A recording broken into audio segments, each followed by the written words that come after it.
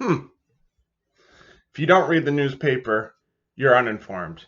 If you read the newspaper, you're misinformed. Mark Twain.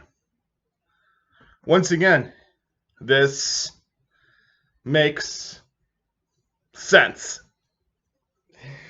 He was prophetic in a lot of his wisdom and his words, and he definitely was socially conscious. Once again, this is taken a little bit more secularly than what the other one was. But it's so obvious. I mean, it's been obvious for quite a long time. And not only because I'm critical of the media more so than anything, it's what the media feeds. And it's so blatantly obvious on how much of a 1984 agenda that they want to push. His whole wording of this is so George Orwell. I mean, this is something Orwell would say.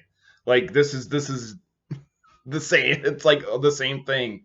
I mean, I might find an Orwell quote that would come close to this, but it's close. I mean, his entire book is is this entire quote.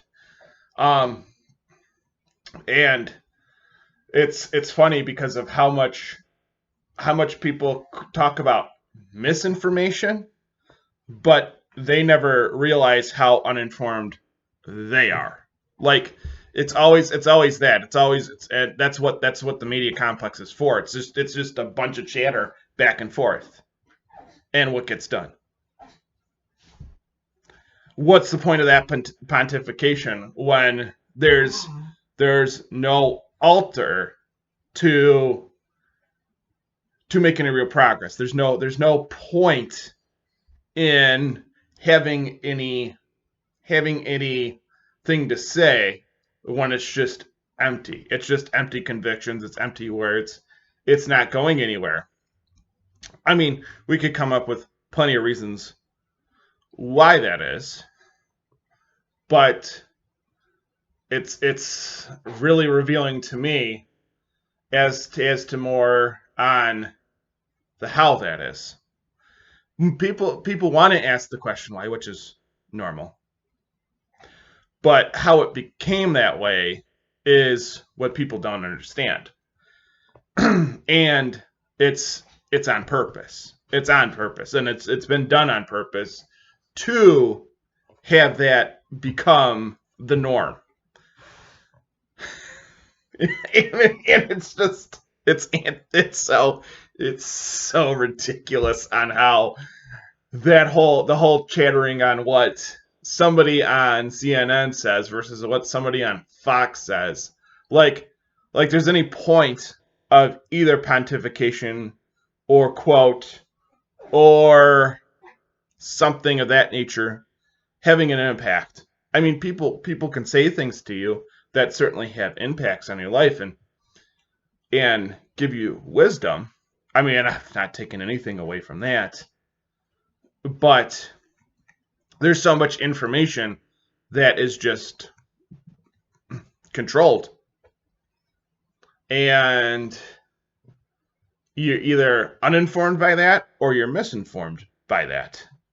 So it's a dual edged sword, and that dual edged sword comes at somebody to not even ask all the right questions, leads to more confusion, and if they don't believe in anything outside of, well, whatever neoliberalist stuff you want to come up with, then it's doesn't go anywhere. It's just more nihilistic hubris. It's not really anything to be attained, or it's not nothing that will sustain you. It's nothing that's going to make your thought process any better.